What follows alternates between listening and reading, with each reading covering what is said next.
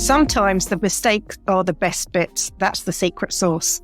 If everything goes well, you don't learn where the boundaries are. There are surprises from the mistake that you can either just sit there or you can go, okay, let's interrogate what went wrong. Why did that go wrong? At the very least, it can be a good anecdote to tell somewhere later on, or it can actually inform you about something that will change the way you think or change the way you think about the people you're talking to, maybe. Hello and welcome to Creativity for Sale podcast, a show to help you start and grow your life-changing creative career and business. My name is Radim Malinic and creativity changed my life. You see, I believe creativity can change your life too. I even wrote a book about it and it inspired this podcast. I've set out to interview the world's most brilliant creatives, designers, writers, musicians, makers and marketeers about their life-changing experiences with creativity. If you ever wanted to know how people go from their humble beginnings to the pinnacle of their success, our conversation should provide you with an intimate look into triumphs, challenges, and untold stories behind their creative endeavors. We also discuss the highs and lows of creative careers and creative life. So, thank you for joining me on this exploration of passion, creativity, innovation, and the boundless potential within us all. Let creativity change your life. Are you ready? Today's guest is a graphic designer, author, and a public speaker known for her interest in the psychology of type. Her aim is to change the way we think and talk about typography by demonstrating that it is fun and accessible for everyone. Around the world, she's known for her experimental workshops and events, and I've been excited to get her on the show right from the start. It's my pleasure to introduce Sarah Hyndman. Good morning, Sarah. How are you doing? Welcome to the show. Good morning. I'm doing well, thank you. I'm delighted to be here. It's taken us a while to actually see each other again and speak to each other because our paths sort of cross over like every couple of years. And I think we are sometimes not the closest. They are on the Amazon charts of actually with our books being closest than we are in real life. I remember the first time that I met you was at, I think, a D&AD event. And the first thing we said was, our books are fighting for number one spot on Amazon at the moment. Yeah, that was my charming line. It's like you and I, because sometimes you just never know who's the person behind the title. So you say, actually, that is me. Because as most often actually happens that we are known for the work rather than being a person behind it. So am I right to believe that you're writing a new book? Is that right? Yes, I'm working, well, much like you, I'm working on 2, possibly 3 at once. I've got 2 that I'm actively working on, then another one that I wish I had enough time to work on at the same time. But yes. Wow. Is there any chance you can tell us a bit more about it, or is it all secret? When I talk to people, I guess I do explain bits of it from the research and the conversations I have on socials. I guess you pick up a little bit about it. One of them is going to be a very, very interactive book that goes through all of the multisensory research I've done over the years, but it'll be in the form of every chapter opens with an activity that you can do. Then it'll explain, you can compare your results with the results that I get, and then it'll explain the background behind it. So hopefully a very kind of turn how you respond to the appearance of words upside down and really make you think about how you consume them. And then the other one is I've been gathering up personality and font pairing data in lots of different formats for the last 10 years. I need to just put that into a book so people can use it. And again, I want that to be incredibly interactive. There's this lovely book by a woman called Nikki Segnet called The Flavor Thesaurus. And it's all about how you pair different flavors. And I really like the idea of it being a book that you would use in that way. So it's more like a cookery book than a typography manual. I'm a big fan of the Flavor Thesaurus. I've got a copy and I've got a cover. I think I've got the first edition where it just looks beautiful. There's the colors on the cover. I mean, it's just, I had to buy it just for the cover itself. And I used it a few times and what a great result. So I really love the interactive nature of the things that you're trying to do, because most of the titles in our industry and in our categories are very passive, aren't they? I mean, they're just read this, go away, and potentially do something. And sometimes look how great I am. You can be great too if you do it my way, or if you look at all of my examples and buy my book. Yeah. I think with everything I do, there's lots of, you can go and see amazing portfolio talks. There are some really fantastic, inspiring designers But my audience is very much a mainstream audience. I want to represent the way that we consume words to an audience who doesn't usually really think about it, or who would be incredibly intimidated by it. If I say the word typography, people will just have that kind of rabbit in headlights, dazzled look, and they'll just walk up going, no, that's nothing to do with me. But the way to actually show everybody how exciting it is to create activities. So rather than, I'm going to talk to you about what words look like, if I say, come and smell this, and then pick which one of these word styles best matches the smell, and then tell me what mood it evokes, instantly it's so bonkers that there are no right or wrong rules, and people will start getting really engaged in it. And also they'll be really surprised that they know the answer. And even though it's weird, there is a really obvious answer. And it's just fun doing it that way. Would you say that that's just unnatural creativity? Like we tell ourselves we don't know about certain things because we don't engage with them every time or every day. Whereas what you described, I think, in my opinion, is just people just don't think about it that often as much, for example, you and I would do. What is the most bonkers experience that you had from this event? What did you come up with? Like, I wasn't expecting this. Because what I like about what you're doing is actually bringing it to the mainstream and rephrasing it a little bit. Like, because, as you said, if you say typography, well, you and I might think about Eric Spiekerman. Whereas, what you're doing is just actually opening up that sort of knowledge and experience to people that normally would be, very much shying away from it. Oh, 3 questions in one. I'll come back to the bonkers one afterwards, because it's more about the answers I get that make it kind of strange. I find the minute I talk about typography, it makes you think about designers and people who use type. If I talk about fonts, it makes people think about scrolling down a font menu. I want you to think about how you go about your everyday life and you consume information. And the way our amazing brains work is the way that we read is it's this kind of sub-program that when you've got children, are any of them learning to read? Yeah. So when you watch a child learning to read, so you're literally watching your child rewire its brain, and it takes a long time and it feels really frustrating. It's like you're a backseat driver, but you're literally watching these wires, watching it rewire the brain. And then once you've mastered this, you can't spend your whole time using that amount of brain energy decoding every single squiggle that you see. So your brain creates these little sub-programs and it performs these really, really automatically. They hardly use any energy, but it means that we don't notice that we're doing them. So when we're wandering around the world, you're looking at different packaging, you're looking at whatever you're looking at, you're not paying conscious attention to all of this information. Your subconscious brain is chatting away to the different type styles it sees, the different messages, the colors, the illustrations, and you're not really, you can decide to be part of this conversation, but you're not. So I think what you and I do is one of the things that we do is to make the invisible visible. We start to say, hey, look, this is a process that's happening. You can choose to put what I would call maybe your funk goggles on and be aware of it. And then you can start to understand maybe why you're making these decisions. You can still make the same decision, but you're going to make it in a much more informed way. Or maybe you're going to go, actually, I didn't want to make that decision after all. I want to choose something else instead. And I think it's about just giving people, empowering people to understand a little bit more about how our brains work and how we engage with everyday lives.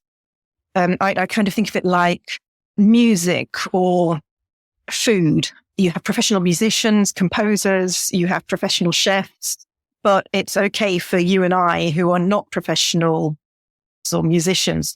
I can still enjoy music and talk about it. I can still enjoy food and talk about it.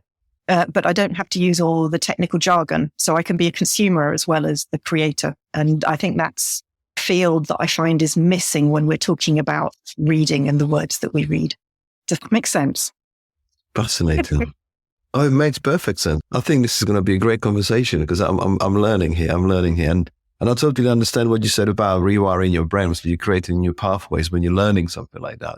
It reminds me of learning music instruments, and it's so frustrating trying to learn something in a day. And like, unless you have grown that sort of ecosystem in your head, like to be able to pick it up quick, it takes time for it to bed in and to stay there for a while and just actually be as a sort of natural ecosystem. And you get, for example, musicians or drummers who just, they step into a tour in a last minute notice because they have grown the processes and they've worked out like how to actually learn a catalog in 3 hours, which seems absolutely impossible, but that's what they do all day, every day. And that's their craft. But obviously that's more than 10,000 hours. There's more than 20,000 hours of actually creating this. So yeah, no, I love that. And you say that we can enjoy it. We can especially right now, you can be and do anything you pretty much think because we've got not many gatekeepers.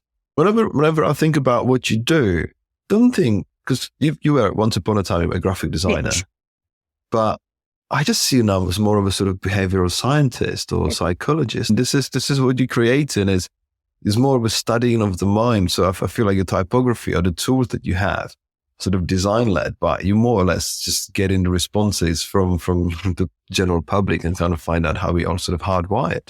What would you say your title is? How do you introduce yourself? Oh, I reinvent title. I really struggle to introduce myself. This is one of the things I actually wanted to talk to you about today and actually ask everybody. I keep asking everybody is how can I describe myself in a way that makes sense? I'm too close to it. I've been a designer for too long. I've been doing type tasting for too long. So I can't step back and think of phrases that explain. At the moment, it's not the shortest of phrases, but to actually describe what I do, I would say that I explore how the appearance of the words you read transform what you feel, think, taste, and do. But that's not a job title. Which is, I think, a perfectly good way to summarize what you do, because with designers, we try to say like, well, I'm a graphic designer, illustrator, art director, animator. I think whereas if you say, for example, I just want to do things that make life better, better design creates better society. Like, I think when you describe what is it, the actual connection, people can understand it much easier, because if you use words like graphic designer, then you only spend the next 15 minutes listing off the number of clients and pieces of work that you've done, rather than actually connecting about the mission, for what reason we try to do this. Yeah. So from my point of view, it's about inspiring curiosity and getting people to start asking questions.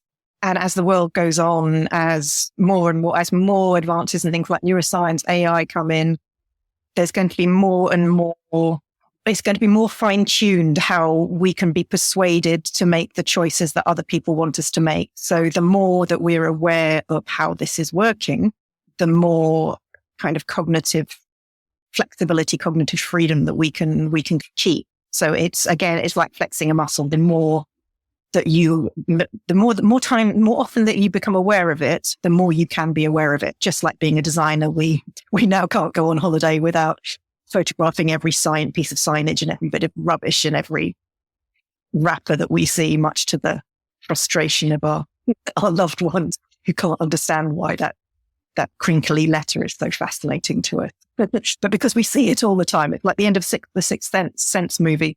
Sorry, spoilers. When you suddenly I see it everywhere, and we just trained ourselves to be able to do it. But there's something about a holiday mind. Like when you go and to a different place, the music sounds better, the food tastes better, the lettering looks better. I go to Canada quite a lot, and I always find something like, oh, this is fascinating. I wanted to move to Montreal. I wanted to do all sorts of things. I wanted to move to Bali because like all of a sudden the food is much better, because you remove yourself from your daily worries. You leave that behind, like leave it back in London and have experience of a different kind. So I think it's just that cross-pollination of ideas is because we are open. Yeah. And again, it goes back to psychology and behavioral like stuff that makes you appreciate it more. So with the events that you do you find people skeptical, intrigued? Because you don't go and ask other designers these questions. You actually go and speak to the regular mortals. Yes. I find designers are rubbish, because if one of the options you can choose is Helvetica, they'll always choose Helvetica. So if anybody starts choosing that, I'll just say, okay, you're a designer. Can I please have a second choice now? Because it's like us wearing all black to go to a client meeting. We want to be neutral and not give anything away. The most interesting responses come from just regular people outside of the design world. The most interesting from children, because they haven't yet learned what they're meant to think. So they will give really open, honest, and you can have really brilliant discussions about, so why? And they are quite happy to narrate their train of thought in a way that as we get older, we get a bit more shy about doing that. We feel like maybe I'm trying to Paul McKenna you or something, and I'm going to find something weird and that you don't want to reveal, which is absolutely not the case at all. But the most interesting results, as I said, were just from regular person on the street. So I tried to take my pop-up lab and my events to as many things as I can outside the design industry. But my favorite thing is to get, if you've got designers and say non-designers, I hate that phrase, I will get the designers to take part, and then I'll get them to stand there and wait and watch, because then they can actually see how regular people go through the process. And I find it's just so enlightening it'll break down a few misperceptions. As designers, kind of think that everybody thinks the way we do, and have forgotten that people don't, and that there isn't one right style or one right way of saying anything, that everybody responds in their own way. And we've all got different experiences, different backgrounds, and different things that we're interested in. And just going back to products, I might want a premium product or a cheap product, or actually maybe I want something that talks to me in a really cheesy way. We want different things. We don't want everything to look classy and good taste. It's really interesting to get everybody to watch each other's responses. I have to say, as a designer, I've allowed myself to think that I'm always wrong, if that makes sense now. Because when I started, I thought as a novice that I'm always right. Obviously, I'm in the front of the computer. I've got a keyboard and a mouse at that time. And I thought I had all the answers. Whereas the older I get, and I always feel whatever I'm creating, that I'm always wrong. It might be okay in my land, but most of the time, let's see if we align. Because as you just said, like you get your designers to watch what regular people do, and the answer is often different. And I think this is it, because obviously we see that we do our sort of market research and visual strategy and all of this stuff, and we talk all of this sort of lovely malarkey. And most of the time we are wrong, because it's just like creating a business plan. I mean, it goes out of the window as soon as it hits the first customer.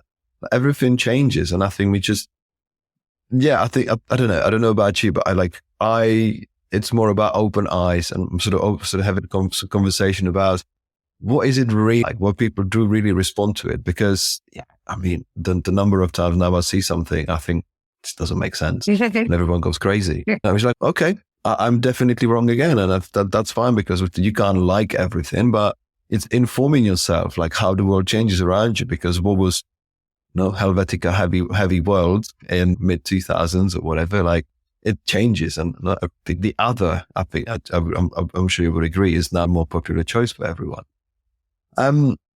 I so agree with all of that. The more we learn, the more we realize we don't know. But I think what you also just described was that we can only judge the world from our own viewpoint and our own experience. So I think about marketing, you can only do it from what you know, because you don't know what you don't know. But then once you put it out into the world, other people are responding according to their experiences, and we're all different. So it's not that we're right or wrong. It's just that we don't have autonomy. Ours is not the only opinion. And I think relinquishing having to hold on to that, and understanding that actually it's better to listen, and that some of the things that people will say, fascinating and brilliant and mind-openingly hysterical and weird, just brilliant. I saw an activation a year and a half ago where fMRI headsets were put on people's heads, and they were shown lots of different typefaces. So it would measure how your brain responded. And of course, all the designery types went along like, yes, my brain is going to get really excited about Helvetica. But no, the brain would get excited about something like curls or like the really silly, cheesy typefaces. And I was really proud of mine. It got really excited about a hacked, horrible typeface that looked like a David Carson knockoff. And it was really bored by the others. So I'm really proud that my subconscious was that mischievous. And so even if we can teach our external, yes, this is the me I put out to the world, but actually our subconscious is really getting excited about other different things. And that's also what I find in a lot of the experiments. I think what you described, it makes perfect sense. It makes perfect sense now that the Helvetica is basically a baseline. That's the norm. Like that's most. I mean, there's nothing that's super exciting. There's a particular word I can't think of. Blandification. Neutral, or the blandification. Okay. Or if you're doing experiment, it would be I've forgotten the word. That would be the neutral version that you test everything else against, because it's not, although of course nothing comes without meaning. Helvetica is not neutral anymore. You see it and you still have a bucket load of associations that you make with it. But I'm really enjoying now that the typographic landscape is getting more exciting and varied. It's what I think of it as the Spotification of fonts. So because we've now got all access to Adobe fonts and all the history is being removed and everything comes up in the same jumbled list, it feels like it's very much a Spotify version of type. Yeah, can you tell me what you mean with Spotification? It's just because it's just so available, so ready. Is that what you mean? It's just like on Spotify, you can just go and listen to anything. So is that the same with Adobe fonts? Yeah, so I'm of an age where I used to buy vinyl records. I used to save my pocket money up and buy vinyl records, and the art on the records meant a huge amount to me. It was a ritual. You'd listen to the tracks, and every single record, you'd know when it came out, what it meant to you. That was that year. That was when I was doing this. And so music very much charted my history. So it charted social history. It was a timeline. And I think type used to be like that as well. So Helvetica, it was the 1950s or it's the 2000s and early 2000s. All of the crazy typefaces that look like they're wearing flares, those are late 60s, early 70s, or in fact, actually also Art Nouveau. You knew that they would narrate passage of time. Now with Spotify, everything's jumbled together. You get suggestions. You like that, so you're going to like this. So the history is now being completely removed. So there is no timeline. And I think now that we can access type in the same way, I would say the same things happened. I went to a really interesting futures event the other week about fashion, and they were saying how fashion is now just completely mixed and matched. I posed my Spotification theory and she was like, absolutely, yes, that's completely what's happened. Every style is now just mashed up together, and things like Vinted mean that it's a similar kind of thing. You can buy things from any era, put them together, and it doesn't matter anymore. Does that make sense? Yeah, I think it makes very good sense. Yeah, very, very much good sense in that. But I always feel like with the Spotification, especially Spotify, I was a big fan when it came out, and I'm still a big fan, but I now listen to what's called a mush, it's just as a standard graphic designer. I mean, when I get my report, it's you've been listening to like 800 different styles in the year. I mean, I didn't even know there's 800 different styles, but I'm someone who just likes literally going and listening to anything that makes me happy. I just being always curious, and I think that's the nature of what we do. But sometimes if you were to ask me, okay, so what did you listen to in the last year? I would remember 7 songs. I'd be like, that one. There's something that would stick out. And do you ever feel with typography, there's this sort of sense of overwhelm that we've removed the gatekeepers? You don't have to produce a commercial typeface by being a part of a type foundry. You don't have to be in a deal with someone. Like, obviously, you can just create stuff for creative market and sell it in the next day. I just feel like, do you feel there's an overwhelm? Do you feel like there's too much stuff, basically? I'm a bad person to ask that, because I don't use type in the same way that a designer would use type. I'm looking at it out in the wilds, or I'm trying to find samples that will match styles that people might see out in the wild. So I think if you asked just a regular person on the street, is there an overwhelm of the different visual styles that you see everywhere?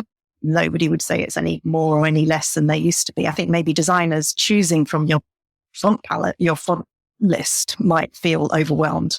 Do you? I do a little bit. Yeah, I do feel overwhelmed, because psychologically, like the more options we can choose, make a choice from, you then regret not making the choices. I mean, for example, for my new books, I was looking for one typeface for about a year. I tried, is it this one? Is it that one? And it's just a continuous process, because yes, I could have used Helvetica, or I could have used Circular, could have used any of those fonts and be like, we're done. But it's about that expression of like, what is that I believe is the right mixture of elegance, readability, and feeling. Like, how does it make you feel? Because you're very much in the business of feel. Like, how does stuff make you feel? This is what you do, and we'll talk about that in a second. But I feel like there's far too much choice. And whilst I think the movement and the progress is right, is what we need to do. It's just almost like, do we need like a longevity cutoff? Like, okay, this has been good for now. I don't know. It just feels there's too much and nothing expires, and we just add in. What font did you pick in the end? What typeface did you pick for your books? I picked Mored by Northern Block, which is Mored. I like that you name check the designers. We should always do that. We should always list our fonts in our books as well. I mean, they made themselves known to me because they came from They came from Adobe Fonts, and I was very happy that it came from Adobe Fonts because I used it on my website. Obviously, that spotification of typefaces is great. And then I used something called Romek, which is from New Zealand, from the Designers Foundry, I think. And I don't know. I mean, I just kind of see like it's like a kind of contemporary. It's a part display, part. Oh, nice.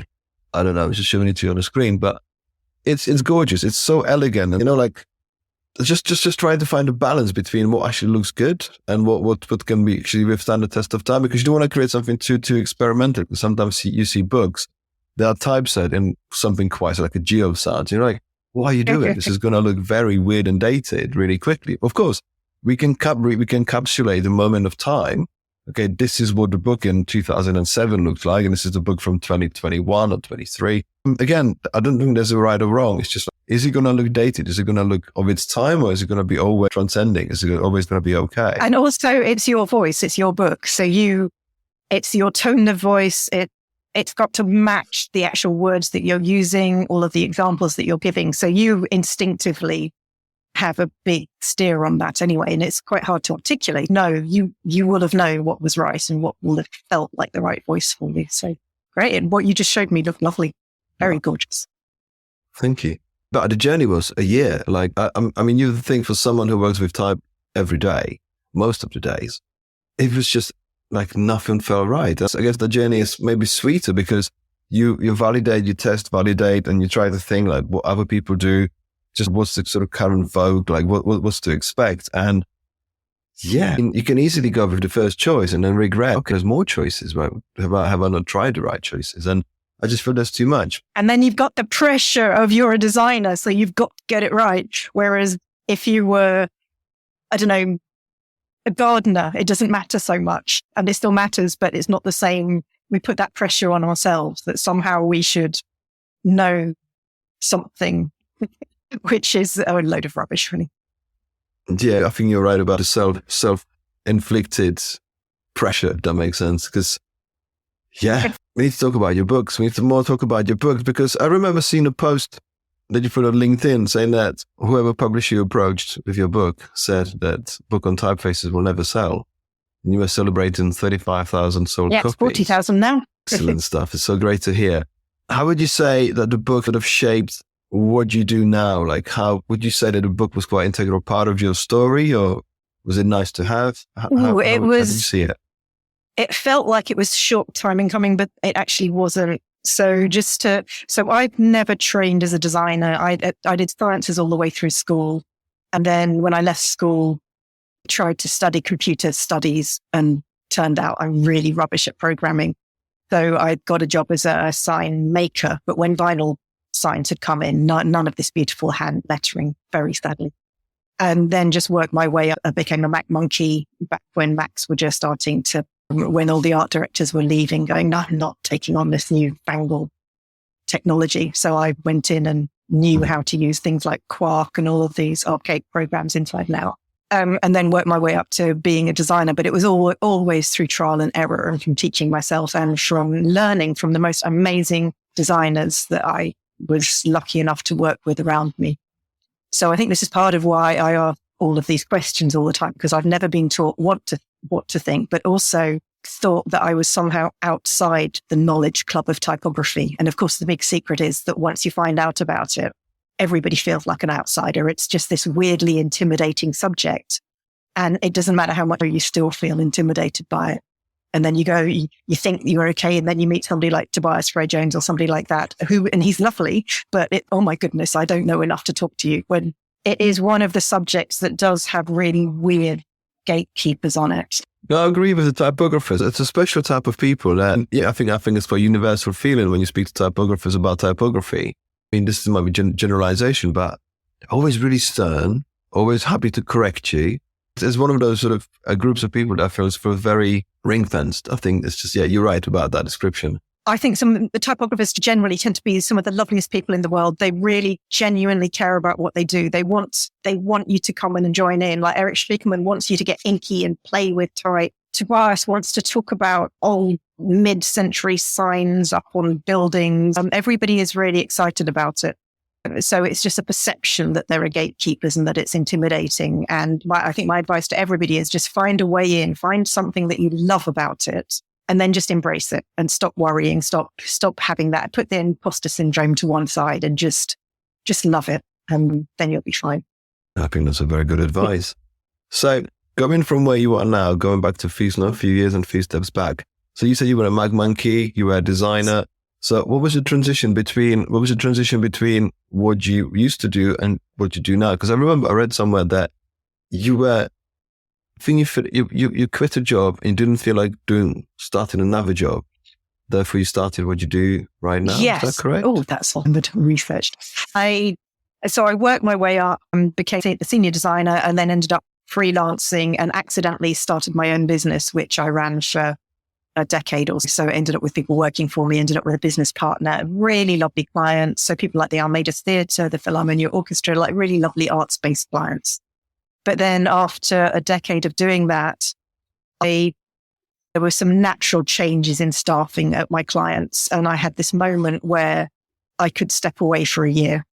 And I think like a lot of designers, if you're just working in the trenches on and on without really taking a break, you can just fall out of love with what you do.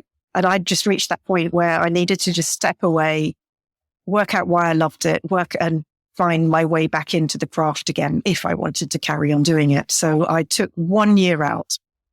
And in the past, I'd have gone traveling around the world or done something weird and exciting. But this time I decided I actually just wanted to explore a subject that I was a bit frustrated about, which is typography. But I didn't understand why, firstly, as designers, we would just always say, oh, I know this is the right answer because I say so because I'm a designer. And we'd been taught all of these answers. And then clients would say, but why? And I would come up with my spiel. And I started questioning, but I don't know, but why? And I started looking for research. And there was very little research out there. And then also why we only talk about typography as from the creator's point of view. We know loads about things like color psychology, about how food and music and food, I guess, make you feel, but we don't really measure or talk about the appearance of the words we read in that way. And once this had got into my mind, I decided I wanted to spend a year just exploring this, find what the research was. And very quickly, having discovered there wasn't much research, the only way to do your own research is to put on events, invite lots of people to come to them, and set up experiments and invite them to take part. So I did things like created big installations at the V&A for the London Design Festival. They would give me a big space and I would set up my pop-up lab and people would just come and take part. Or I would started volunteering to go and speak at events. But if I could do an experiment, like hand out jelly beans during my talk. And after a year of doing that, was having a great time and just finding all this really interesting stuff out and having all of these fascinating conversations and just gathering all of this stuff that didn't seem to have been measured yet. They could find studies that go back to about 100 years ago, but there was especially a decade ago, there was very little. People like Monotype are now starting to do some research into it. And the reason I ended up writing the book was just because I had no intention of writing a book. I didn't ever think I could. It had been on one of my dream lists of one day I want an idea good enough to do a TED Talks and an idea good enough to put into a book. Oh, and one day I want to work with Heston Blumenthal. I had this list of dreams that weirdly all came true in that first year. And Lawrence King had actually asked me to write a book for them, but they wanted an activity book. And every time I tried to turn it into a psychology book, they were like, no, that's not a book we want. So I ran off and self-published my own book. And it was basically a collection of everything I'd found out in that first year or that first year and a half.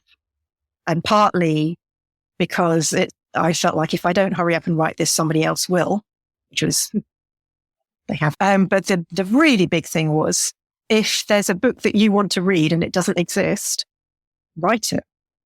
And it was just as simple as that. And I approached a few different publishers and agents. And as you said earlier, the general response was, we don't need another book on typography, especially if you're not Spiekermann or Brad Jones or one of these really famous typographers. And I kept saying, no, but that's not my audience. My audience is a mainstream audience. So I ended up self-publishing it and just did lots and lots of marketing. And all of you who bought a copy, it was then called the Type Taster. It came with these weird 3D. All of you who bought a copy of that, thank you so much because I got 10,000 printed, did my own money in it, didn't do a Kickstarter or anything because I figured I need to trust in my own. If I don't believe in it, then I've got to convince you. And also Kickstarter, it takes a lot of energy. So I just wanted to spend my energy my time writing the book. And because I sold most of that first run of copies, I could then start talking to publishers. So I had 3 different publishers all saying, oh, we're interested. And one of them was Penguin. So if Penguin offers you a publishing deal, you go, oh, thank you. But it was their Virgin imprint, which is their lifestyle imprint, which I was really excited about.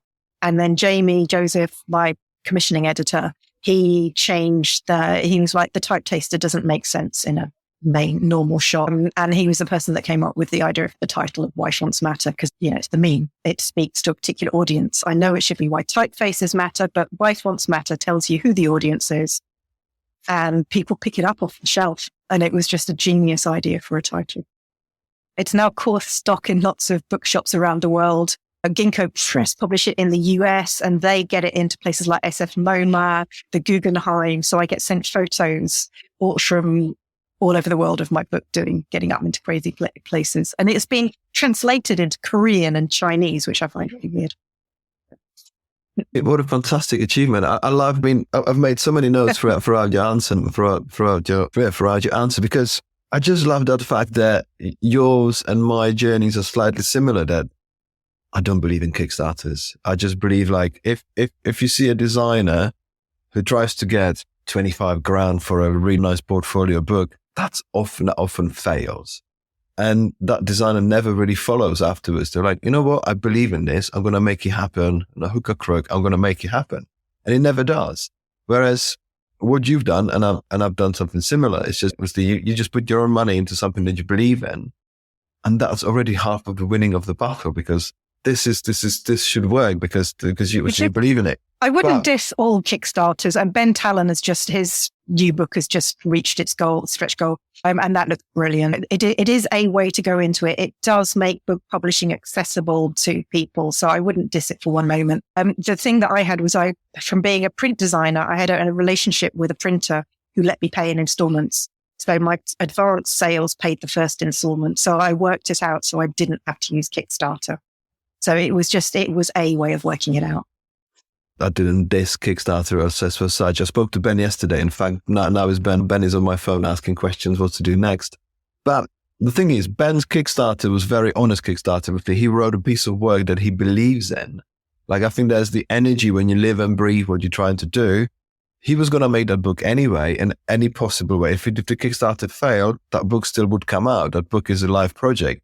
What I was trying to insinuate that when people got half-hearted ideas and they're like, I'm going to make something that sort of celebrates me more than the content, that often fails. That often fails, and that doesn't go. I absolutely agree. And I realized that's what you were saying. I just felt it was also worth iterating. So I'm such a big advocate of, I think everybody has a book in them. It might not be the best seller in the world, but if you want, we are living the most amazing time where you can now publish your book. You find the route that works for you. If Kickstarter is the way that works, great. It's there are so many other ways of doing it. Amazon print on demand. There's loads of ways. And also people like you, myself, Ben, all of these people who've been on this journey. And we're really excited to share how we've done it. So for you, you've told me some really, really helpful things. Distribution, you're a distribution genius. I think it all comes with working out your product. Now, I've got A5 size books because they fit letterbox. So I remember you and I had a conversation about your books that didn't fit the letterbox. there's so much intricacy and nuances when it comes to book publishing, because you can get it really right by accident and you can get it really wrong, even if you work on it for a year. But I want to go back for a second, back to your year of experiments. 2 questions. How did you find getting doors open? So you mentioned, for example, V&A and the London Design Festival.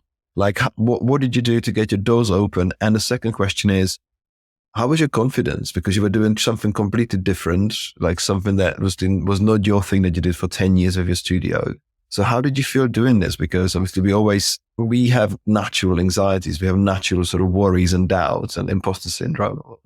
How did you feel doing this? How did you get doors open and how did you feel? The beauty of naivety is wonderful.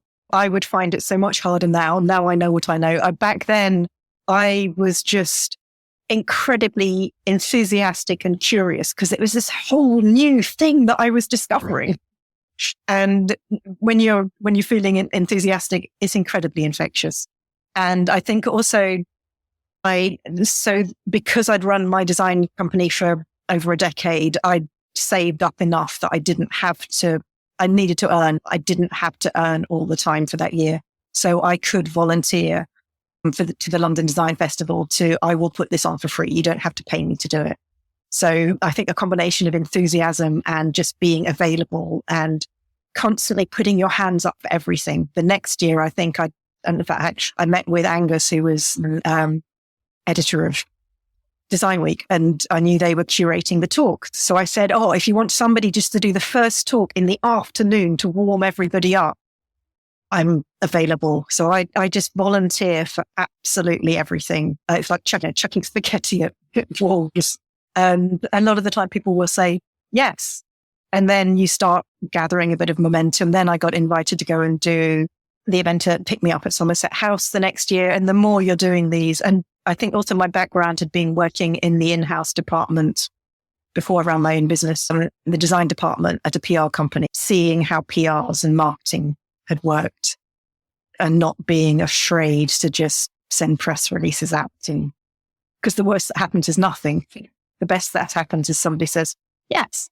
And again, like you were talking about, you're just really honest and open about it. You explain why you're doing it. And people will come on board, or else they will say, well, that's not right for us, but this might be. And then you start fine-tuning things. I've only got good things to say about Angus Montgomery. He was very good to us. I love that get-go attitude. No, can do the attitude. You do the thing. That event I met you at, you came over and ticketed me. It was like, hey, I know who you are. Let's talk. I'm quite happy to speak to up-and-coming authors, designers, and they always say, hey, so I've got this book with a big publisher. I don't think they're going to give me any talks. I'm like, look, 99% of everything I've got in my life, I asked. I literally said, hey, it's me. Do I ever worry about looking like an umpty? Maybe, but not anymore. Just look, this is me. Talk to me. I'm here. Because that's pretty much how I personally grew my design career. I was like, look, I like what you're doing. Can we do this together? No, it's a bit like sort of wooing people, sort of dating. Like, look, you can say, hey, I'm the most amazing creative. Come and do stuff with me. I'm like, but we don't know what you think. Okay, you might look good from the outside, but no one ever knows what you're about because you haven't really spoken. I think there's always fascinating stuff when people I watch on social media. And they're like, well, I've got my profile on every single website, but no one's calling me. I'm like, well, you call people. You don't know unless even if you were the most amazing creative and rubbish at business, you're going to be very skinned, most amazing creative because no one will hear about you. And I think it's just that sort of approach that I love what you said and opening doors and willing to do things for free because people try to do their sandpit, make it paid sandpit. They know what they're exploring, what they should be doing. They want to get paid for it. They want to be they want to be asked but if nobody knows you exist, no one's going to come to you and do that. So the things I would do for free are the things I would approach people to do. There is also the whole level of people coming to you and offering you things for exposure, which I get very grumpy about. We make the choice. If I can give my time and I am in a privileged enough position where financially I can do that, that's fine. But don't expect that of all of us because we can't always do that. And it's not okay, especially for companies who have budgets. They should be paying for things, so that there's a tightrope. And in terms of publishers, publishers don't do any. They would love to do lots of things like that for us, but they don't. The margins are tight. They don't have time to do the promotion for us. And if we want book deals with big publishers in this day and age, what makes us attractive is if we are the people that will do our own publicity. So that is now part of being an author, is that you're also somebody who will get yourself on that talk circuit, who will do events, who will go and talk to things, get themselves whatever your social media platform is, but who will be really proactive about it. And that's part of why I got the deal with Penguin, because they'd seen that that's also what they were getting. I fully understand that. Obviously, I've decided to publish on my own nearly 8 years ago. And I think it was a happy accident because I'm impatient and I just Googled how to get books on Amazon. I've been printing my promo stuff for years and years. So I had some audience and I never really waited. I never really wanted to wait for someone who said, "Oh, have you got a book in you?" No? And then it takes 3 years with a proper publisher. It's a 3-year process. I did it in 3 months. Yeah, I just for impatient people living in the 21st century, 3 years is a long time. You might just have a different book inside. You might even disagree with what you created for the book in itself. And I'm now being approached by traditional publishers like, "Hey, what you doing?" Because it's the proven track record. Like, I've sold overall, I think 75,000 books. Wow, congratulations! And how many books do you have? I've got 6. I published 2 books at the same time, and it's just one of these things. Like, why don't you try to do something that no one's ever done before? I'm sure someone's done 2 books before, but it's about bringing the idea to people. Just make them think. Like just what you do. You make people think differently about their approach to type of feelings or reactions. And I've reconfigured the message, what I wanted to share with people. Actually, I want us to do better. And as opposed to looking at pretty pictures, here's some words that we might take and use and find them useful. The problem is that we make books for people who like pictures. They're not very good at reading long copy. So it's that battle because, as you know, in our industry, you tell people, what's the mistake I shouldn't make? You tell them all the advice you can tell them, and they still go and make those mistakes because we all have to work it out. This is the thing that's how we grow. This is like what you mentioned about learning. We have to grow our pathways. Well, sometimes it's actually okay to know that you're not alone making those mistakes. You're not alone, being and feeling how you feel. But sometimes the mistakes are the best bits. That's the secret sauce. If everything goes well, you don't learn where the boundaries are. There are surprises from the mistake that you can either just sit there and go, or you can go, okay, let's interrogate what went wrong. Why did that go wrong? At the very least, it can be a good anecdote to tell someone later on, or it can actually inform you about something that will change the way you think, or change the way you think about the people you're talking to, maybe. This nicely goes back to what you asked me at the beginning about some of the weirder and more bonkers things that happen at some of my events. And it's nearly always when so for example, when I give you something to smell and ask you to match it to, you get a choice of 40, 50 different words, the same word, but in lots of different styles. And there are distinct patterns to how most people will answer, but every now and then there will be some outlier answers. The outlier answers are the best ones in the world because you get to ask, why? So I think one of my favorite ones, which was really early on, I gave people, and my stuff all looks like scientific experiments. So it was a conical flask and it was lavender scent. And everybody was pairing them with like really frilly, scripty words or made very traditional, seffy, old-fashioned words. And then a few people in the room paired it with a really jagged typeface called Clute, which is the one that the Olympics 2012 logo was inspired by Gareth Haig. And it was not an obvious pairing for lavender. And there were 4 people in this room of about 30 people who'd all from different places pointed at this. So I started asking, but why? Or who are you? And it turned out they were all friends. They all, in fact, were flatmates. And after a little bit more asking, it turned out that the air freshener in their toilet was lavender scented. So for them, the smell of lavender was like, oh my God, go away, come back later. It meant warning, warning, danger. So for them, it was really instinctive to pick this really jagged, angry shaped word instead of the frilly, friendly words. And it was only from interrogating that. And then other ones, I did an experiment where we know that we can make a chocolate wrapper look more expensive. So I tested out whether I could make the chocolate taste more expensive. And you can, but only with parameters. If you do it wrong, you actually make it taste cheaper, which is a longer story. And so lots of different little weird things like that. Do you want me to explain that one in more depth? Absolutely. I'm a chocoholic. I mean, I want to know, how do you make chocolate taste more expensive, please? So I read studies where they've shown that if I give you a glass of wine and I tell you that the bottle costs 80 quid, you will enjoy it more than if I tell you the bottle only costs a fiver, even if it's the same wine.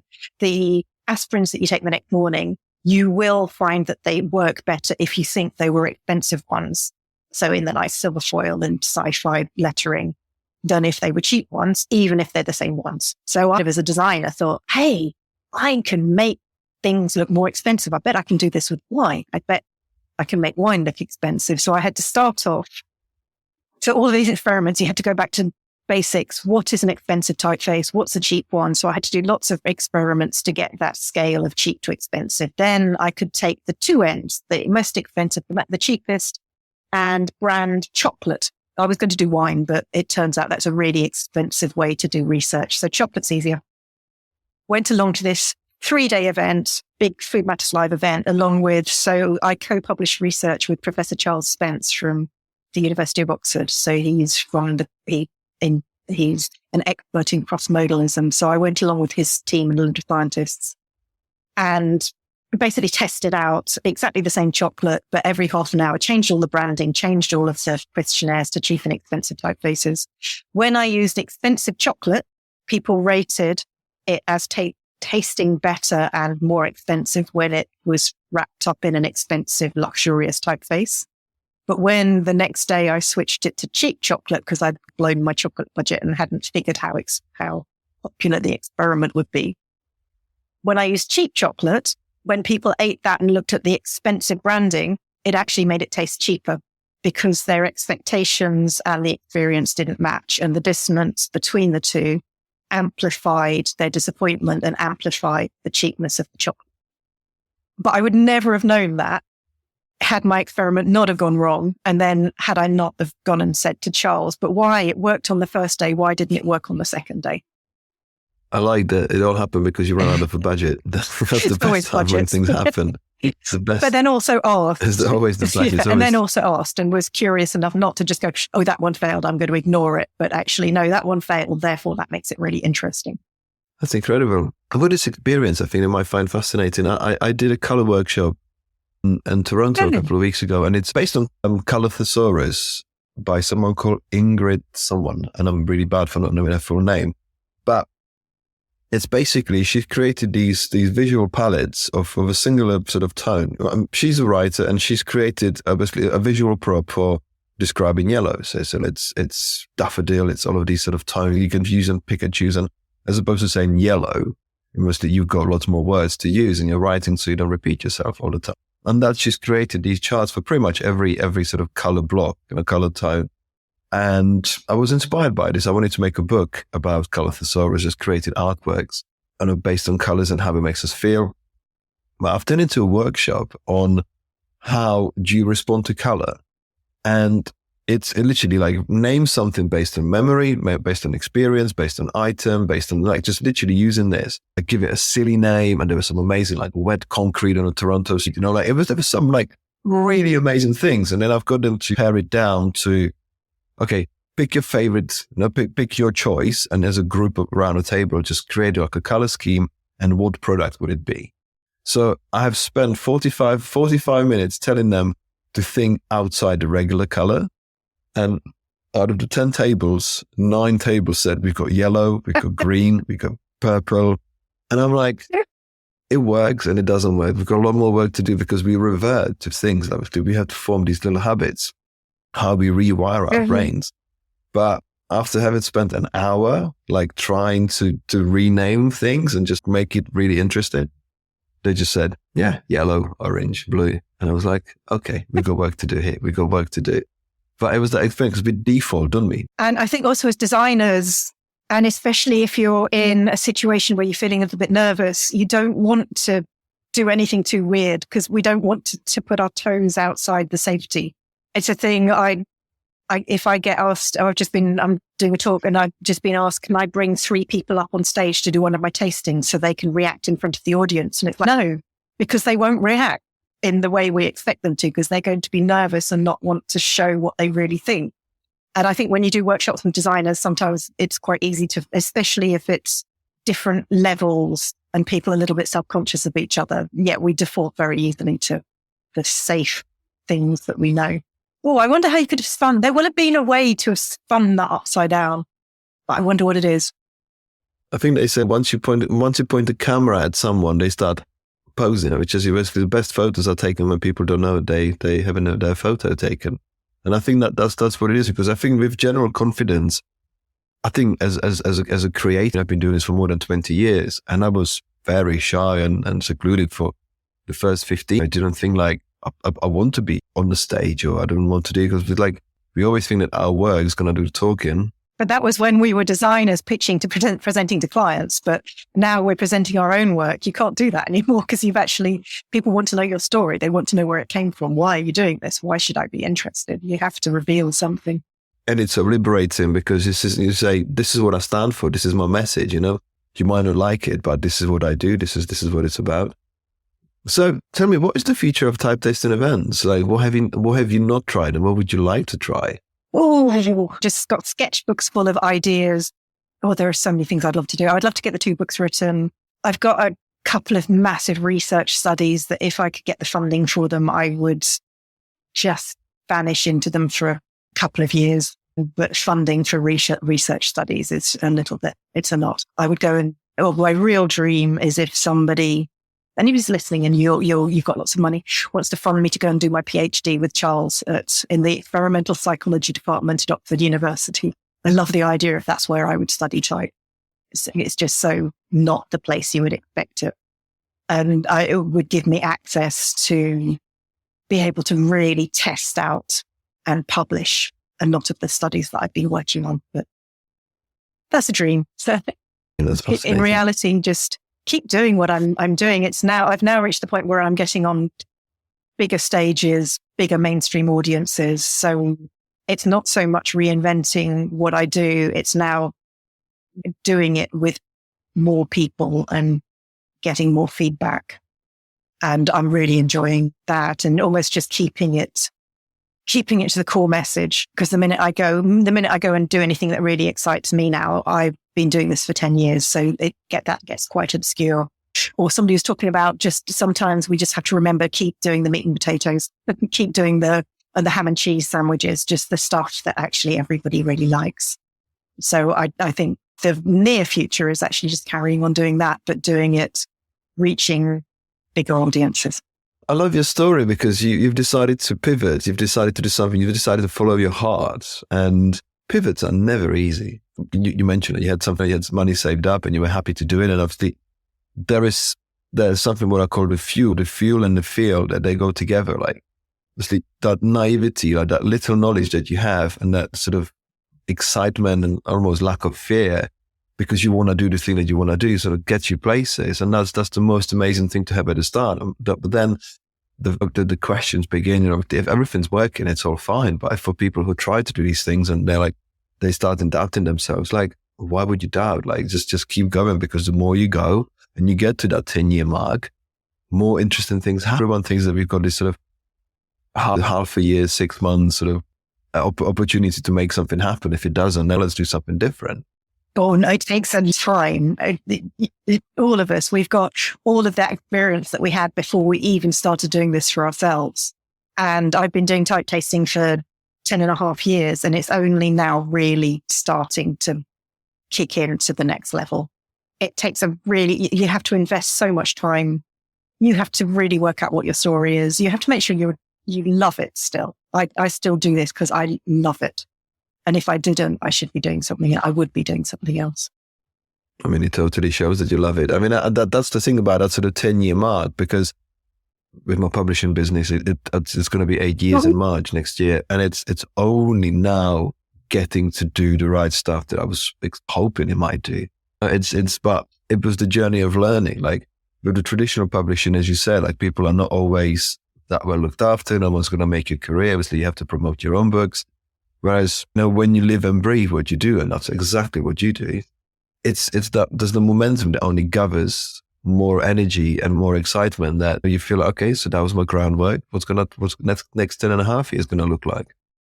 And I think what you do is you very much have the audience in mind. It's not a portfolio, but I love the idea of the mindful creative and how it's very much about mind, well-being, how you are more than just a designer on a body, how it's a very, very holistic thing, and how that is absolutely thinking about the audience.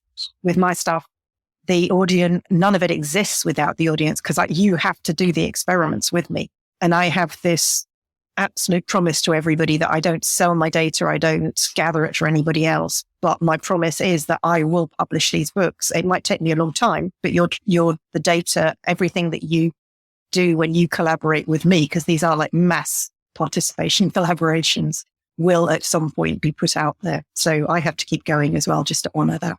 I mean, Sarah, it's been great talking to you. I can talk to you for hours, and hopefully we'll continue this conversation in some noisy restaurant after some event again very soon. But I think the message I'm taking away from this is keeping going and being, as you said, after 10 and a half years, is still being excited, as it sounds like you were excited today on day number one. I think that's inspiring. I think there's having that something that you can hold on to and grow and be. I think whoever's listening to this, hopefully they can sponsor your PhD with Charles. But hope it happens. But when you manifest it, the universe will listen. So thank you very much for your conversation, for your time today. And as I said, we'll continue at some other point. Thank you so much. Thank you. It's been an absolute pleasure, and I look forward to seeing you again soon. Thank you. Thank you for listening to this episode of Creativity for Sale podcast. The show was produced and presented by me, Radim Malinic. Editing and audio production was masterfully done by Neil Mackay from 7 Million Bikes Podcasts. Theme music was written and produced by Robert Summerfield. If you enjoyed this episode and would like to support the podcast, please subscribe and leave a rating or review. To get your own action plan on how to start and grow a life-changing creative business, you can get a copy of Creativity for Sale book via the links in show notes. As always, keep those creative fires burning, and until next time, I'm Radim Malinic, your guide through this exploration of passion, creativity, innovation, and the boundless potential within us all.